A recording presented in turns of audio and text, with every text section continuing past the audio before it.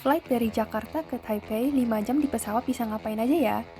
看电影、看杂志、打开 3D 飞行地图、玩游戏、听音乐、购物、免税商品、吃饭、喝果汁。 Aktivitas mana yang paling sering kalian lakuin? Komen di bawah ya.